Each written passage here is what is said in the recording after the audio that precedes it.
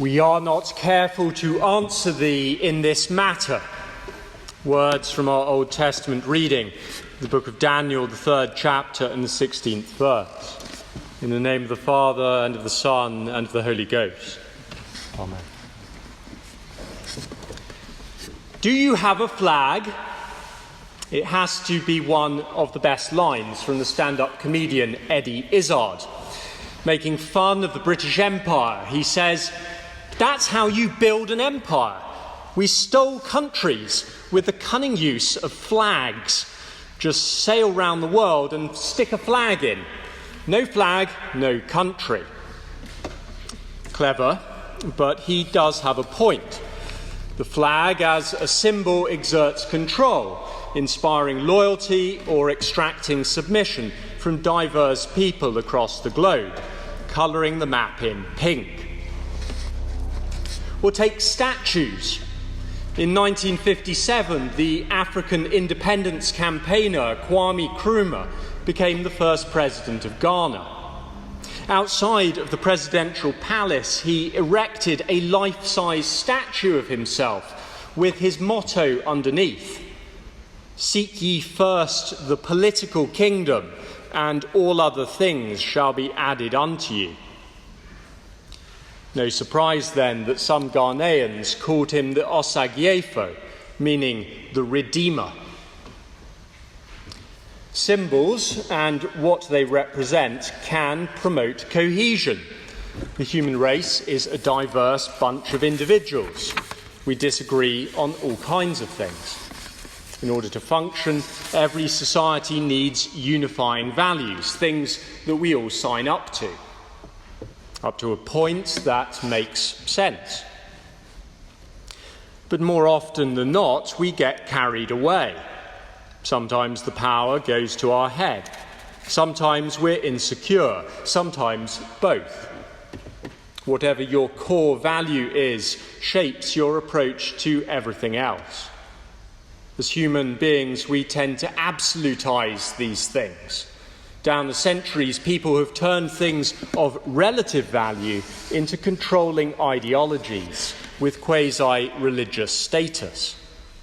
The cult of the emperor, holy war, liberty, equality, and fraternity, state totalitarianism, economic capitalism or communism, sexual liberation, the authority of science. The list goes on. But as relative values are endowed with absolute importance, so societies struggle to tolerate different absolutes. For us today, there may only be one absolute. Everything is relative. In our reading from the book of Daniel, Nebuchadnezzar, king of Babylon, is building his great society. He comes up with a way to unify his cosmopolitan empire. He wants something that people of every nation and language group can buy into. So he builds a whopping great golden statue on the edge of town, 90 feet high, the height of Big Ben. You'd see it for miles around. He organises a big launch party. He invites the leading politicians, the celebrity endorsements. He commissions music, catchy, simple messaging. And to make sure that no one opts out, he passes legislation to give it some backbone. When you hear the sound of the horn, pipe, lyre, tigan, harp, drum, and entire musical ensemble, you are to fall down and worship the golden statue that King Nebuchadnezzar has set up. Whoever does not fall down and worship shall immediately be thrown into a furnace of blazing fire. You won't get on in Babylon if you don't conform. And it works. All the peoples, nations, and languages fell down and worshipped the golden statue that King Nebuchadnezzar had set up.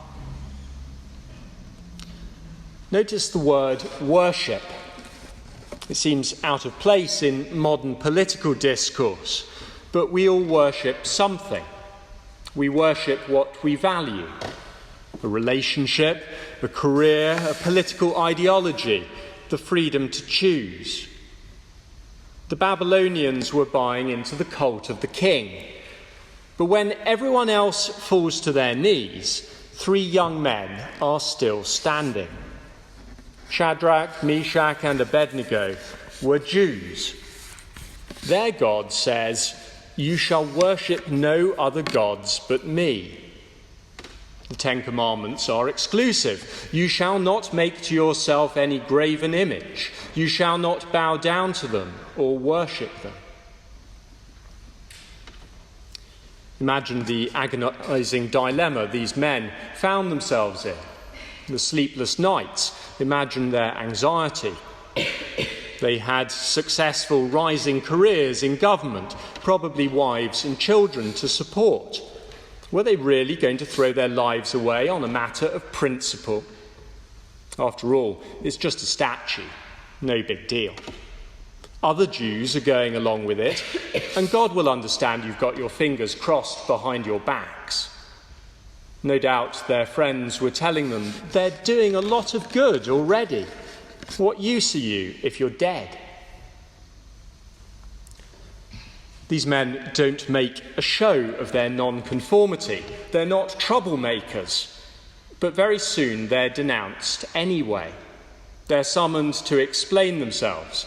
The king is furious that anyone should question his interpretation of how the world works. Who is the God that shall deliver you out of my hands? He demands. His ultimatum is simple. Worship my statue or burn. Well, what would you do? Most of us feel pressure to explain and apologise when we dissent from the majority. But when the moment comes, Shadrach, Meshach, and Abednego don't even try to justify themselves. O Nebuchadnezzar, we are not careful to answer thee in this matter. No apology, no excuses, just conviction. They know the God who is able to deliver them. They know that their lives, soul and body belong to him. Some of us will be impressed at their courage. Some perhaps will question their fundamentalism. But the end of the story is most perplexing. Cast into the furnace, they do not burn. Not a hair on their head is singed. And what's more, these 3 are not alone. A 4th man is with them, walking in the fire, the angel of the Lord. One like a god is what the king calls him. Basically, there are no words to describe him. But whoever Nebuchadnezzar did see in the furnace, he very quickly revises his assessment of the God of the Jews. And then they all lived happily ever after. Well, no, we can't leave it there. The problem that surely occurs to us is not the miracle itself. Of course God could do this, but will he? Shadrach, Meshach, and Abednego certainly weren't counting on a supernatural rescue. As we all know, the story doesn't normally end this way. God is able to deliver us, they say. But even if he doesn't, we still won't serve your gods or worship your statue.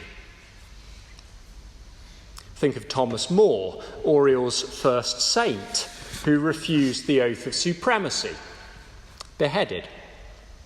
Think of the Japanese converts who refused to trample on images of Christ, tied to posts in the sea and drowned. Men were thrown to the flames in Babylon and thrown to the flames in Broad Street. The Oxford martyrs didn't walk away. So what does God mean when he promises in the prophet Isaiah, "When you pass through the waters, they shall not overflow you.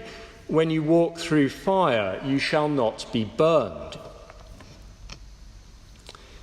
John Lennox is a mathematician here in Oxford. And he once met a Russian man who'd been sent to the Soviet Gulag. His crime? Teaching the Bible to children. What I discovered in the camp was this, he said. God does not help us to face theoretical situations, but real ones.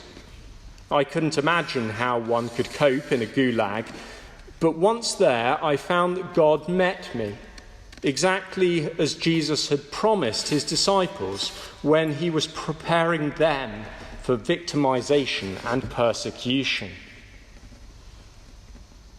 Shadrach, Meshach, and Abednego had no plan. We are not careful to answer thee in this matter, O Nebuchadnezzar. Jesus Christ doesn't ask his people to make plans either. Take ye no thought how or what thing ye shall answer, or what ye shall say. The plan, if we can call it that, is very simple indeed. Worship God. Make him your priority. Fear him. Pursue him, please him, and enjoy him. The world is not worthy of you. Be ready to lose it all. People will think you're crazy and say all kinds of things about you. But I am not ashamed of the gospel, said St. Paul, for it is the power of God. And that's where you stand. That is where you plant your flag. In the name of the Father, and of the Son, and of the Holy Ghost. Amen.